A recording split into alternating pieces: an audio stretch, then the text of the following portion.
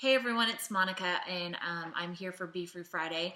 I want to talk about Hebrews 12:1 today, and I did a Be Free Friday on this, like back in episode 22 or 23, Be Free Friday number 22 or 23. But this verse and its meaning has just been really heavy on my heart lately, and so I just decided to go ahead and do it again, not necessarily a repeat, but just another point of view about the verse. So let me read it really quickly. Therefore, since we are surrounded by so great a cloud of witnesses, let us also lay aside every weight and sin which clings so closely, and let us run with endurance the race that is set before us, looking to Jesus, the founder and perfecter of our faith.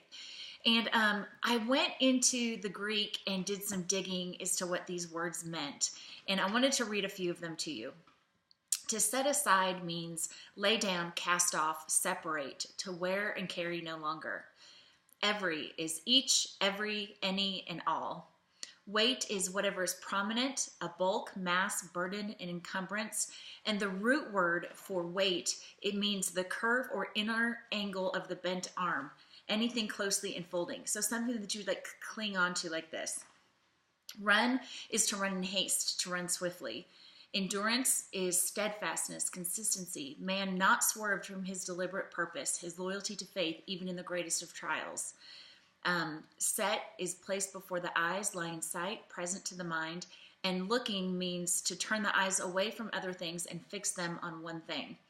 And I just thought that those definitions were so rich, and I went ahead and did a little Monica International version of that verse just based on the meanings of the Greek that I just read. So think about this verse in this context. Let us cast off and separate ourselves from any and all burdens, encumbrances, and sins that we have cradled in our arms and clung on to. Let us freely run the race that's placed before each of us in our individual line of vision without hesitation or questioning. Let us refuse to be swerved from our deliberate purpose and remain loyal to the faith even in the midst of trials. Let us turn our eyes away from the things that we cast aside and carry no longer, and instead fix them on Jesus himself, who paved the way and already crossed the finish line victoriously. And when I think about this verse, I just think of so many different things, like what are you holding on to in the crook of your arm?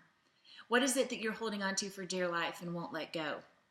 What are you holding by the neck and dragging alongside you as you run your race, or really walk your race? Or most of us sometimes feel like we're just crawling in our race, like we're barely getting by on our hands and knees.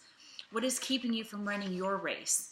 What is your weight and what is your sin? And I think there's so many different things that each of us can carry. For some of us, it is physical health.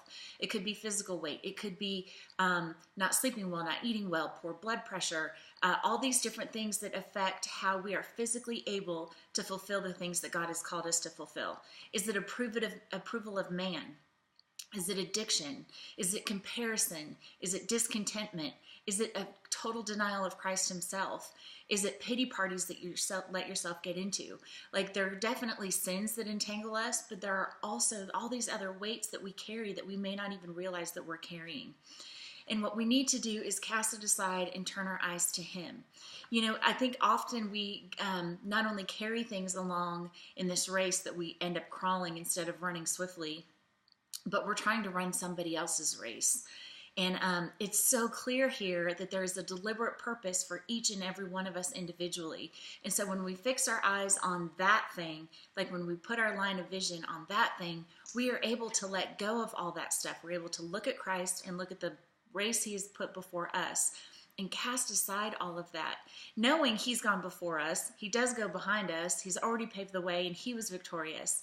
And our faith comes from him, not from the things that we're trying to carry with us in the crook of our arm. We're dragging this stuff, trying to carry it with us. I need approval of man. I need approval from all these other people. My race doesn't look like her race. Therefore, is it better or is it worse?